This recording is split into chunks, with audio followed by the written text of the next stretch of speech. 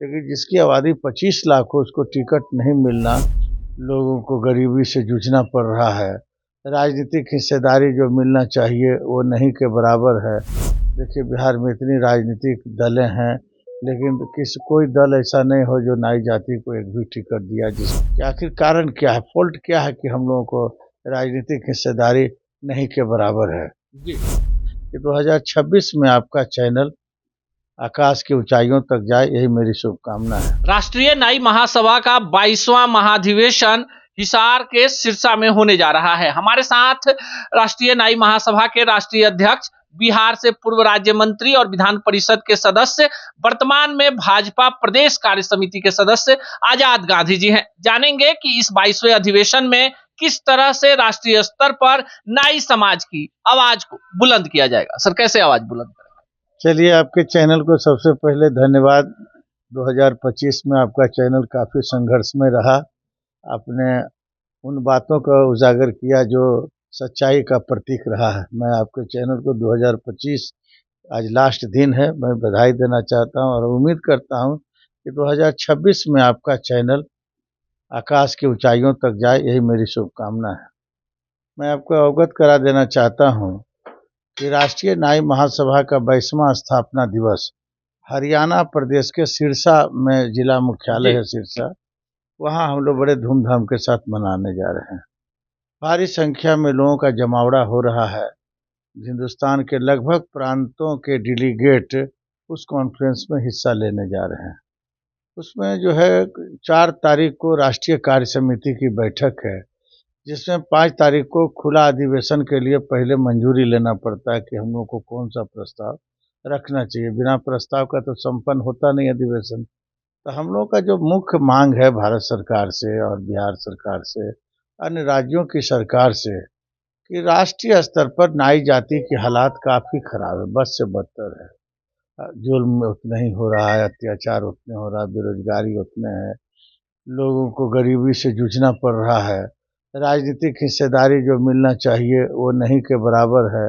देखिए बिहार में इतनी राजनीतिक दलें हैं, लेकिन कोई दल ऐसा नहीं हो जो नाई जाति को एक भी टिकट दिया। जिसकी आबादी 25 लाख हो, 5 लाख, 7 लाख, 8 लाख आबादी को 2-2, 3-3 टिकट मिले, लेकिन जिसकी आबादी 25 लाख हो उसको टिकट नहीं मिलना, हमको लगता है कि कहीं न कहीं हम ही लोगों में त्रुटि है। हम लोग मांगने में असफल रहे, तब नहीं मिला। तो हम लोग चाहते हैं कि राजनीतिक हिस्सेदारी इस डेमोक्रेटिक कंट्री में जब तक नहीं मिलेगा तब तक यह समाज आगे नहीं बढ़ेगा।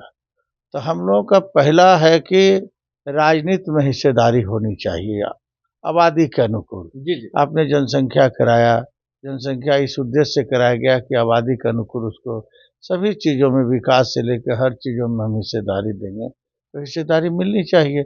इन तमाम तथ्यों की जानकारी, बातों की जानकारी हम लोग वहाँ जो अधिवेशन होगा, इन बातों को हम लोग रखने का काम करेंगे कि आखिर कारण क्या है, फॉल्ट क्या है कि हम लोगों को राजनीतिक हिस्सेदारी नहीं के बराबर है। जी।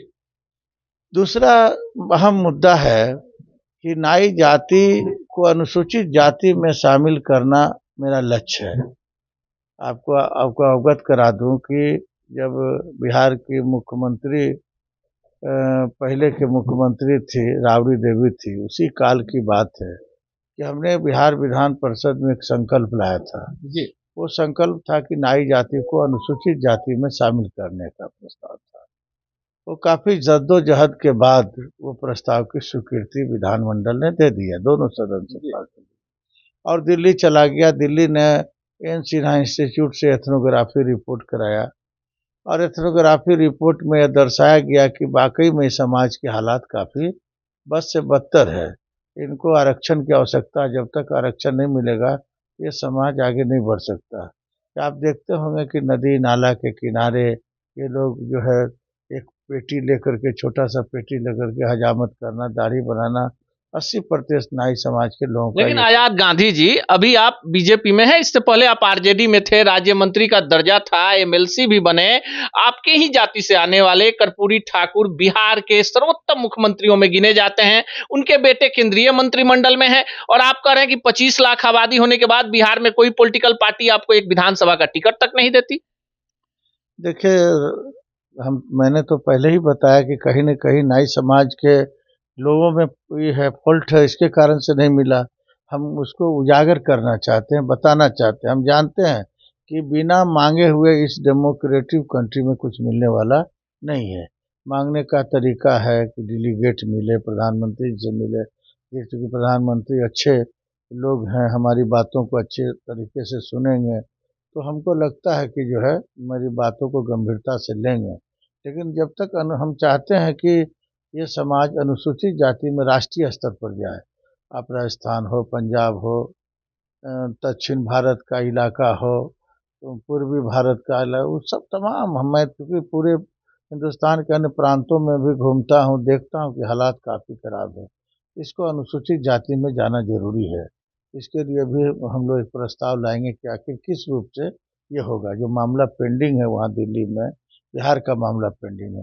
बिहार से तो काम चलेगा नहीं, पूरे देश में इसकी स्थिति गड़बड़ है। बिहार के अलावा भी नहीं कि खाली बिहार में गड़बड़। तो हम लोग चाहते हैं कि राष्ट्रीय स्तर पर जो है इस जाति को अनुसूचित जाति का दर्जा दिया जाए। दूसरा जो देखिए यहाँ जो है, हम लोग एक आंदोलनकारी लोग हैं। आंदोलन के बिना समस्याओं का निदान नहीं होता है।